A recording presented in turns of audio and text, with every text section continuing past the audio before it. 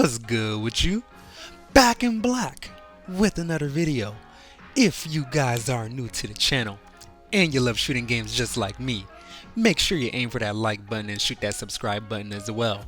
We are well on our way to 400 subscribers. So yeah man, if you enjoy shooting games in their essence and totality, join the community because you're pretty much just like me and we can enjoy shooting games together. But today, what I wanted to do was talk to you guys about this new game that I've been playing a lot over the past couple of weeks called World War III. And I know what you're thinking. The name of this game is hella ironic considering the current situation that our world is in. I ain't gonna get too much into that. But you will be happy to know that this game has been in development since 2018, so I guess you could call these developers the Simpsons or something like that because they over here predicting the future and whatnot. But neither here nor there. Basically what I wanted to do was, list off some things that I like about this game, tell you some things that I don't like about this game, and give you a little synopsis of whether you should be playing this or not, or, whether you should buy it or not. And yeah, let's go ahead and get into it. So right off the bat, one of the first things that I noticed about this game before even booting it up or playing it was that it was giving me some heavy old school Battlefield 4 kind of vibes, or maybe even Battlefield 3. They're pretty much the same game, but you get what I'm getting at. This game is very much so an alternate version of Battlefield mixed with Call of Duty, which I think is a very good thing considering the flop that Battlefield 2042 was. We definitely needed something that was covering those kind of bases, and I'm not even going to talk about how bad Call of Duty is. We all know what kind of state that a franchise is in. So if you can find a game like this that kind of blends both aspects of Call of Duty and Battlefield together, I think you have a base formula for something that could be really good in the future. So before I even tell you why I think you should play this game or why I think you shouldn't play this game, I think the first thing I should answer is how much does it even cost to get into this game. But as a little disclaimer, I do want to let you guys know that this is not available on console yet. Unfortunately, anybody out there who has a PS5 or Xbox Series S or X, you won't be able to play this yet. But you will be happy to know that I did see some controller settings when I was adjusting my settings on PC. So I think that's a pretty good indicator that they plan on putting this on console in the future. So you just gotta hunker down and bide your time.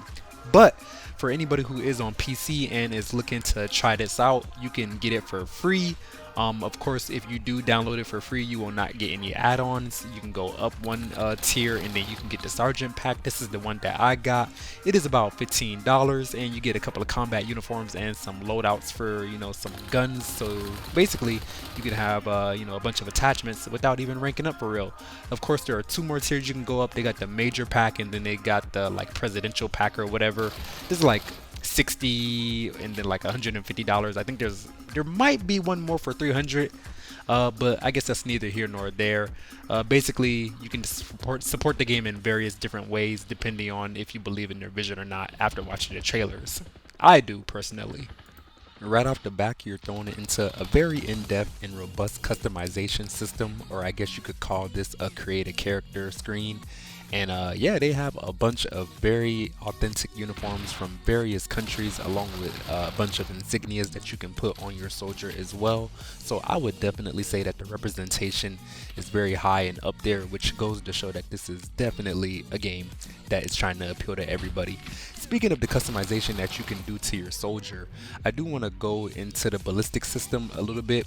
When it comes to bullets and how they interact with the soldiers when you're shooting them, I think they take a very unique approach in that they have a very accurate armor and helmet system that negates damage if you're obviously shooting them in center mass.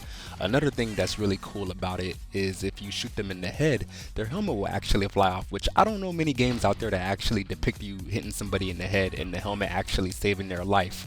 Obviously right after you shoot their helmet off and you shoot them in the head again, it's going to be pretty much an insta melt. But what I really like about it is that it makes you put some thought into where you aim, and you can be a little bit more tactical and you'll be rewarded if you are good at aiming for the head. But the time to kill isn't so high that you basically have to aim for the head all the time in order to be effective. So I think they strike a nice little balance there as well. Obviously, in order to put on heavier helmets and armor, you're going to have to rank up and unlock those things. So I guess I'll talk a little bit about how it feels to rank up in this game. And this is definitely another one of the aspects that I would say is very reminiscent of Call of Duty mixed with Battlefield in multiple ways, because obviously you have to rank up your character in order to unlock new guns and vehicles and equipment to use. But in the same respect, you have to level up those guns and equipment as well in order to put on new attachments and camos and other abilities that these vehicles or kill streaks can use. That being said, the attachment system in this game is also very fleshed out and robust. I feel like most attachments in this game actually do make a real difference when you put them on the gun, and they obviously come with pros and cons, whereas, some games it'll feel like you'll put an attachment on a gun and it's not really doing anything at all. Another thing that I really like about how they handled the attachment system is that they went the route of old school Call of Duties, whereas you can only put 5 attachments on your gun. So you won't necessarily see people running around with a freaking 50-pound gun with 5,000 attachments on it, making the game seem like it's rather unrealistic rather than realistic. They still try to, limit you in what you can do and how effective your gun can be, which obviously is a good thing, because if you can put 1,000 attachments on one gun, what reason is there to use any other gun aside from aesthetic preferences and I guess maybe a different caliber of bullet? Speaking of calibers of bullets, I would say the gunplay and gun performance in general feels very good in this game. It did take me a couple of days to get used to and I was dying a lot, but after I got the hang of it, I really did start to enjoy how the weapons felt overall. Assault rifles are really good when you shoot them in bursts, obviously, but if somebody is within close range, feel free to spray them down and empty the whole clip. Light machine guns seem like they almost want you to hold down the trigger for copious amounts of time, especially if you're, chilling in a hallway or, corridor type area. You can definitely lock that down and prevent anybody from coming anywhere near you or your team. Let's see. I haven't really used shotguns that much, but I can say I have been killed by them a numerous amount of times, and they perform how you would expect a shotgun to perform in any game, especially with somebody who is a very skilled player. Those guys are going to be very annoying to run into. The inverse of that can be said about sniper rifles. If you're good at sitting back and hitting those headshots, you can be very effective with those as well.